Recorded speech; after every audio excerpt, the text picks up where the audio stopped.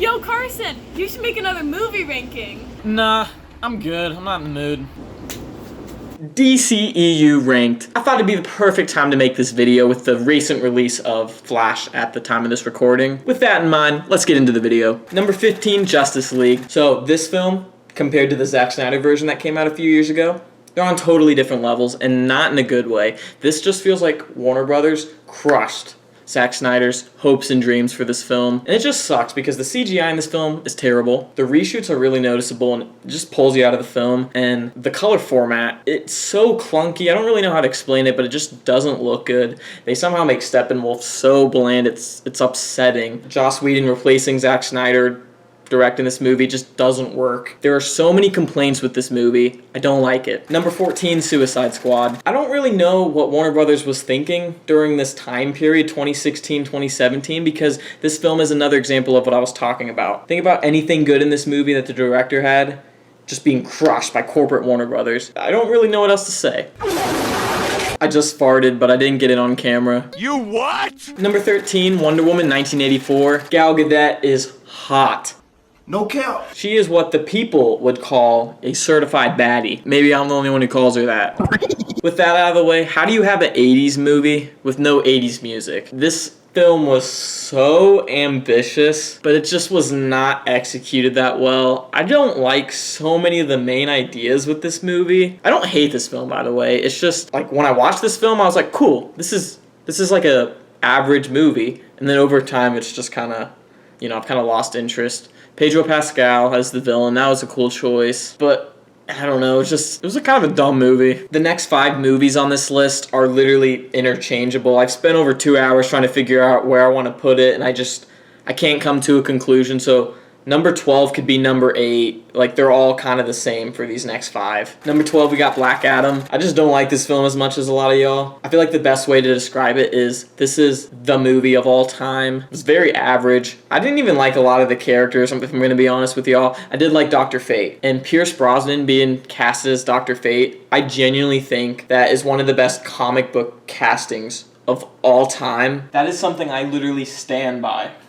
I will admit, it was cool seeing The Rock in the DC universe. Number 11, we got Aquaman. Even though I don't like this film as much as a lot of y'all, I can at least appreciate it. It's not trying to be this top-tier superhero comic book movie. It's trying to be a fun, entertaining movie. It has these really cool wide shots. Everything just kind of feels like a big spectacle.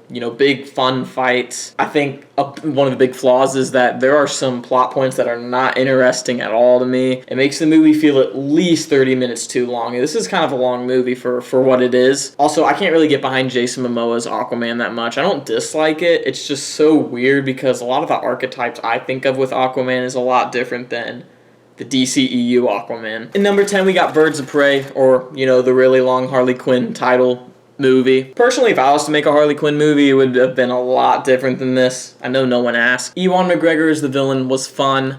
Margaret Robbie as Harley Quinn. I like that just because I think Margaret Robbie's one of the hottest women ever. She kind of bad though. This sort of feels like if Guy Ritchie and the DCEU combined while also trying to make it feel like a Deadpool theme to it. I didn't like this movie as much as I should, considering what I just said. It was a fun movie, and I think it gets too much hate. I forgot to mention, it does have a very forgettable story, so I feel like that kind of pulls it back a little bit. And number 9, we got Batman vs. Superman. I'm gonna get really nerdy with y'all for just a second. No! So, when you're reading a book or comic books, a lot of it is your imagination. And I think there's certain ideas with comics that it should just stay in the comics. It doesn't need to be live action. And Batman fighting Superman is a good example of that. Because when you're reading the comics about Batman versus Superman, it's kind of just like, oh, this makes sense. You're using your imagination. Batman's strong and he's a billionaire. He could take on Superman. But then you see it live action.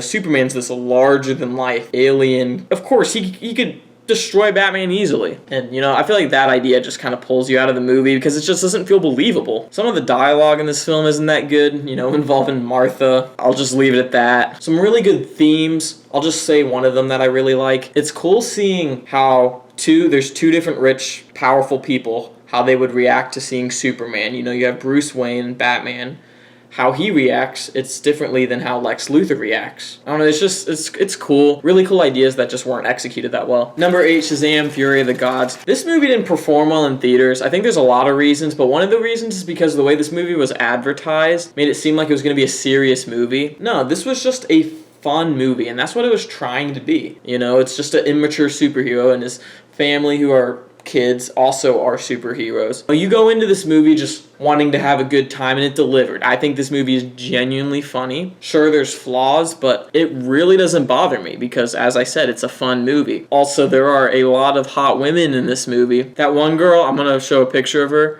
I swear, every time they pan to her face, she just looks like this. I don't care, she's still hot. So everything else on this list are movies that I genuinely really like and would recommend to someone who likes superhero movies. If I had to divide this list into 3 sections, it would be the bottom 3 are movies that I don't really like. The past 5 films that I just said are movies that I kind of like equally but don't love. And then the top 7, which are all great. And number 7, we got Shazam. Everything I said about the second Shazam kind of applies here. You know, it's just a fun movie, but it's also serious in some ways because, you know, you get to see Billy find a family. You know, you get to see this foster kid mature as a person. It's such a cool idea to see, you know, him and his siblings gain superpowers. I don't know, it's just a fun movie. Although I have it at 7 on the list, I think this is one of the most rewatchable films. Number 6, we got Wonder Woman. This is a film that has grown on me a lot in the past 6 years, I guess. And I think obviously one reason is because Gal Gadot is so hot. Oh yeah. You know, I'm not even gonna lie, I'm like a dog. Like, I'll just start like humping random objects when I see her on screen because I get so excited. That's not true. Almost just fell out of my chair. That's not true at all. If the last act of this movie was as good as the first 2 acts, I think this would be a top-tier superhero movie, but I just don't really love that 3rd act. It's not bad, don't get me wrong. It's just the first 2 acts of this movie are genuinely so good, and the chemistry between Chris Pine and Gal Gadot is really good, and it's something that I've appreciated a lot more the past few times I've watched this film. And number 5, we got Flash. This one's weird for me because I think the average person like my age or younger wouldn't really appreciate the nostalgia aspect of Michael Keaton returning as Batman. Although I wasn't alive when those movies came out, I did watch them quite a few times as a kid. I think this film handled the multiverse idea a lot better than Spider-Man No Way Home. I'm not saying this film's better than Spider-Man No Way Home, it's just Flash handled the multiverse idea a lot better. So if you're a big Flash fan, I feel like you would probably be like a little bit mad at this movie because it's really cool they did the Flashpoint comics. You know, this movie was based around those comics, but it almost feels like they just took bits and pieces. They just did a movie inspired from Flashpoint, which I feel like would upset some people. It doesn't really bother me, but I'm also not like a huge Flash fan. There's certain times in this movie where the CGI is like very bad, but it's just weird because I almost feel like they wanted it to look like that, and it's confusing. So the whole time I'm watching the movie, I'm like, did they want it to be that bad? And what I mean by that is parts where he's running through time and it looks weird, and it makes it interesting. It makes it feel kind of immersive in a weird way, but it also feels like, hey, I'm watching a PS3 or an Xbox 360 cutscene. Number 4, we got Peacemaker. For those of you who don't know, this is a spin-off from The Suicide Squad. Oh my goodness, I loved this show. The target audience kind of feels like adult guys who are just kids at heart. And that's how I felt watching this show. It's just such dumb comedy, dumb action. It was over the top in a lot of ways. This is just my kind of show. And although it's the only show in the DCEU, if every show would be like this, I would be a huge DCEU fan. Before I give you my top 3, make sure you leave a like and subscribe. Oh, hell no, man. Who said that? In number 3, we got The Suicide Squad. So James Gunn decides to make a DC movie. It's super violent, super funny, super over the top. What more could an intellectual like me want in a movie? Besides maybe hot women? But we get that with Margot Robbie. This film has a lot to its advantage just right off the bat. For example, it's rated R. Also, instead of, having these big notable characters like Batman, Superman, Wonder Woman, you have these no-name characters, and with those 2 things I just said in mind, random main characters will just brutally die in the middle of nowhere, which makes the stakes of that movie super high because any of these characters that you're starting to really like because they're all genuinely funny just will randomly, brutally die out of nowhere. This is just such a fun movie. Super funny, super violent, over-the-top, action-packed. Love this movie. In second place, we got Justice League, Zack Snyder version. This is a top tier comic book movie. Sure, there's probably too much slow motion, but you know, seeing the 2017 Justice League and then seeing this, I just can't believe how different they are for it still being the same movie. It feels like two completely different movies. This film genuinely sets up all of the main characters in the Justice League so well. I know some people, even like some of my friends, think this was just an average movie, but no, I think this is peak superhero cinema. And number one, we got Man of Steel. Depending on the day, number one and number two change, but for the sake of this video, we got Man of Steel at number one. This film had a lot of critiques back in the day, and one of the main reasons is because this isn't the Superman we're used to. You know, he's not gonna fly around the city and save someone's cat who's stuck in a tree, but the vision for this specific Superman, I think, was great. You know, he's still learning how to become Superman.